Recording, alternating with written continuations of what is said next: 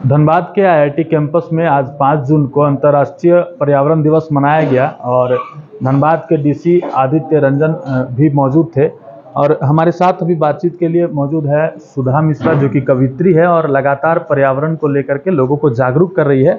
Ma'am, आज का क्या थीम था, क्या कुछ अंदर में बातें हुई पर्यावरण को लेकर? धन्यवाद। सबको पर्यावरण दिवस की ढेरों शुभकामनाएं आपके चैनल के माध्यम से। और आज जैसा कि आप देख ही रहे हैं कि यहाँ पे नेशनल कॉन्फ्रेंस हो रहा है, जिसमें बहुत सारे डेलीगेट्स को आपने सुना। अभी उन्होंने अपने विचारों को यहाँ प्रस्तुत किया और हमारे धनबाद के उपायुक्त जी ने बहुत ही सारगर्भित चीज़ों को यहाँ पे प्रस्तुत किया, जो हम सभी रिसर्च स्कॉलर्स और बाहर से आए हुए सारे डेलीगेट्स, प्रोफेसर, आईआईटी आईएसएम के स्टूडेंट्स, पीएचडी जो कर रहे हैं उनके लिए और सारे धनबाद वासियों के लिए, एनजीओज पार्टनर्स के लिए वो बहुत ही अच्छा एक मार्गदर्शन साबित करेगा। और आने वाले समय में अगर हम उनके विचारों को आत्मसात करके उस दिशा में कारगर प्रयास करें तो निश्चय ही धनबाद की कायाकल्प हो सकती है।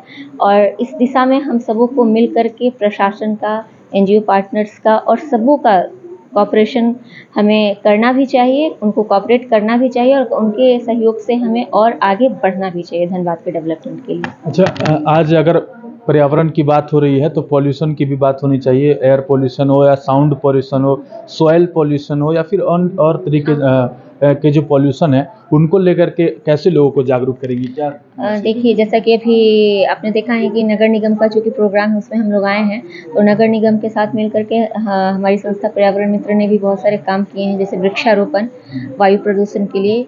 पिछले साल वायु मित्र कार्यक्रम आया था नगर निगम का, उसमें भी बहुत सारा स्टूडेंट्स को उन्होंने मार्गदर्शन किया कि कैसे आपको वायु प्रदूषण और भारत को और देश को इससे बचाना है। और अभी प्लास्टिक अवेयरनेस प्रोग्राम भी चलाया गया था, जिसमें प्लास्टिक से होने वाले दुष्प्रभावों को बताया गया।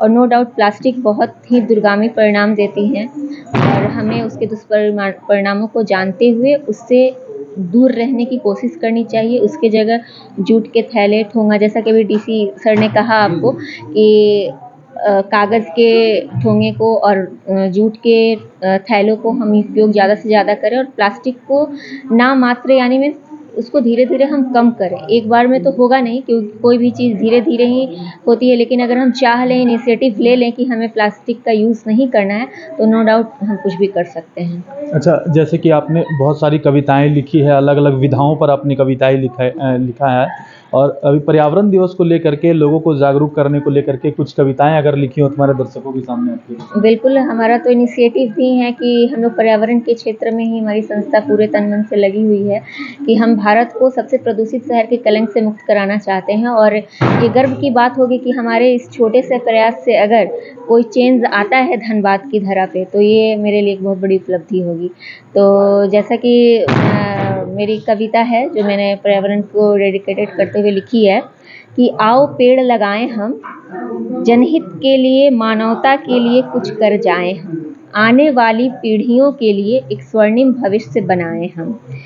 आज देख प्रकृति का प्रचंड प्रकोप, मानव भी घबराया था। कोरोना काल याद करिए कि देख प्रकृति का प्रचंड प्रकोप, मानव भी घबराया था। चांद तक जाने वाला स्वयं को बचा नहीं पाया था।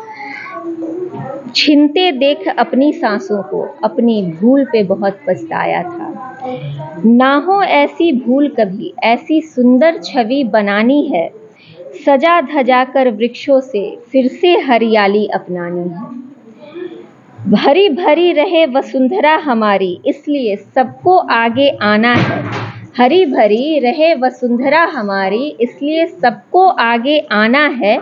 पर्यावरण संरक्षण हेतु मिलकर कदम बढ़ाना है, लेकर प्रण हर रोज हमें एक नया वृक्ष लगाना है, एक नया वृक्ष लगाना है।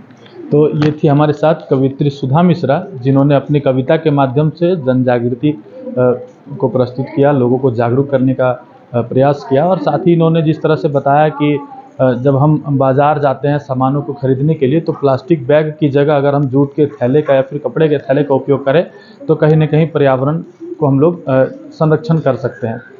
इसी प्रकार के अन्य अपडेट्स के लिए जुड़े रहें 11 स्कॉप्स के साथ।